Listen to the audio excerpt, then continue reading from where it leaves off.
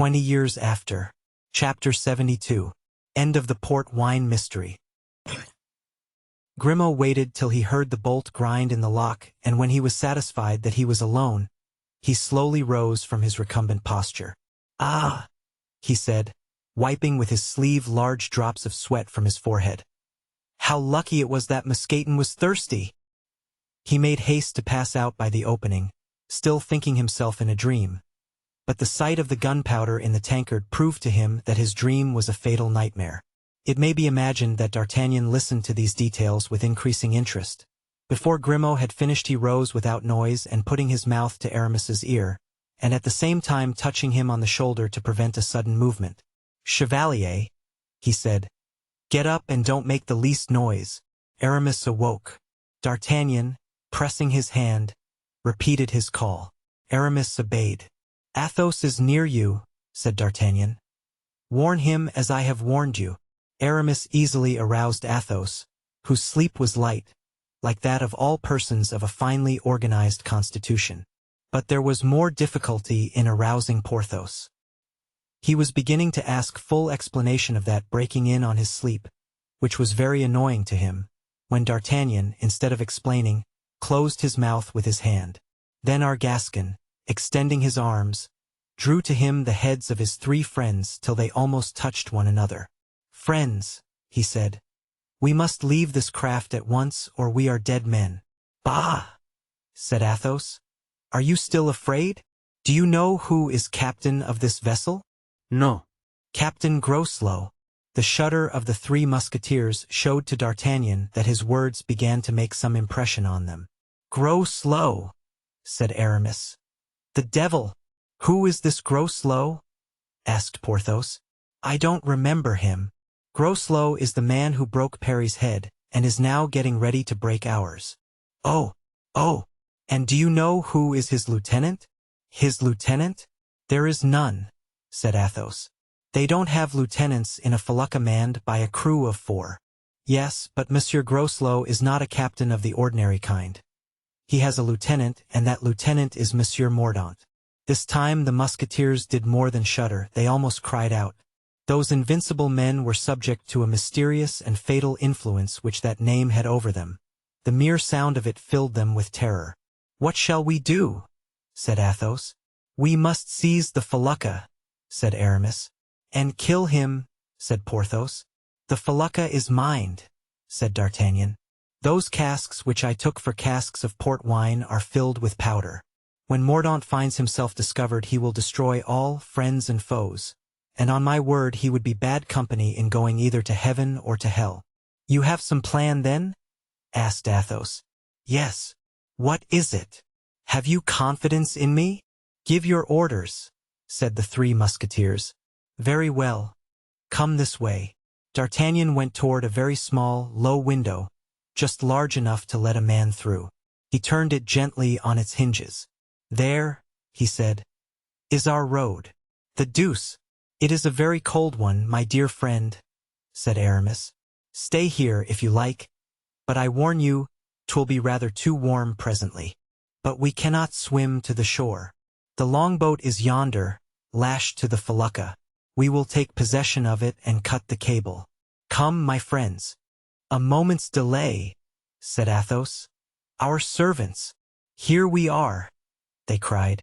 Meantime the three friends were standing motionless before the awful sight which D'Artagnan, in raising the shutters, had disclosed to them through the narrow opening of the window.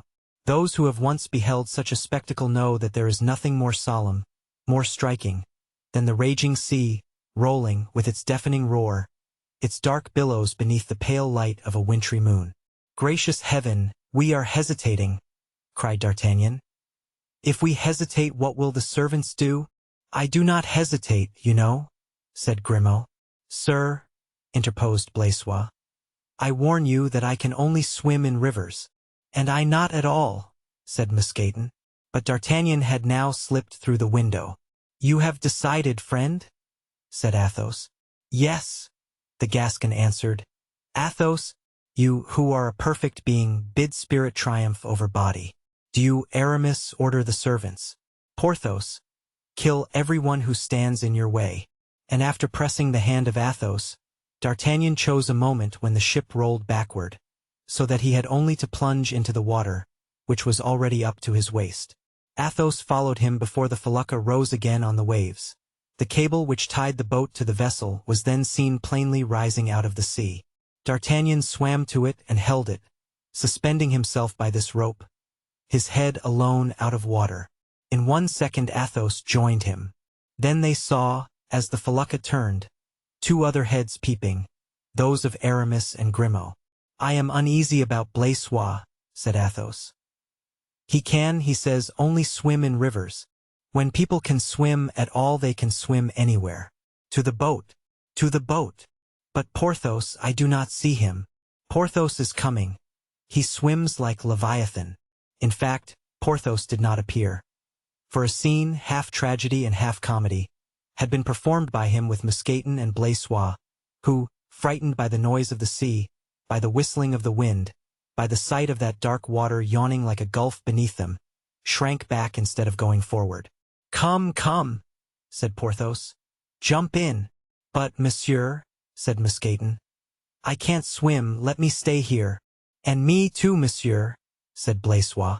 "I assure you, I shall be very much in the way in that little boat," said Mousqueton. "And I know I shall drown before reaching it," continued Blaisois. "Come along. I shall strangle you both if you don't get out," said Porthos at last, seizing Mousqueton by the throat. "Forward, Blaisois!" A groan, stifled by the grasp of Porthos, was all the reply of poor Blaisois, for the giant, taking him neck and heels, plunged him into the water head foremost, pushing him out of the window as if he had been a plank.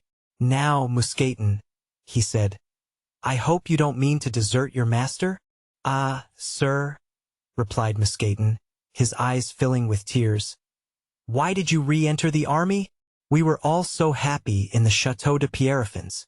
And without any other complaint, passive and obedient, either from true devotion to his master or from the example set by Blaisois, Mousqueton leaped into the sea head foremost. A sublime action, at all events, for Mousqueton looked upon himself as dead. But Porthos was not a man to abandon an old servant, and when Mousqueton rose above the water, blind as a newborn puppy, he found he was supported by the large hand of Porthos, and that he was thus enabled, without having occasion even to move, to advance toward the cable with the dignity of a very Triton. In a few minutes Porthos had rejoined his companions, who were already in the boat. But when, after they had all got in, it came to his turn, there was great danger that in putting his huge leg over the edge of the boat he would upset the little vessel. Athos was the last to enter. "Are you all here?" he asked. "Ah! Have you your sword, Athos?" cried D'Artagnan. "Yes." "Cut the cable, then." Athos drew a sharp poniard from his belt and cut the cord. The felucca went on. The boat continued stationary, rocked only by the swashing waves. "Come, Athos," said D'Artagnan, giving his hand to the Count. "You are going to see something curious?" added the Gascon.